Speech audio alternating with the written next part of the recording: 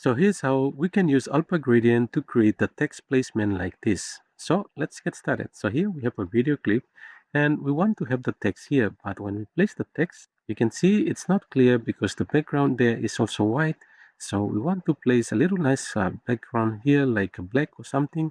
So in order to do that, we can use alpha gradient. So here's the alpha gradient. We simply place it here and you can see already here it's create this nice transition of the video into the alpha gradient here, the black background there.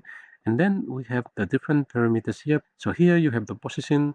It means this line here, for example, if we move the transition back to 0, you can see it makes this nice clear line.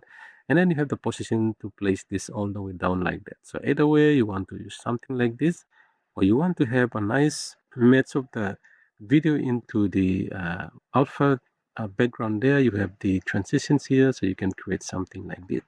And there you go. You have a nice background of trends. That's how you can do this. Thank you for watching.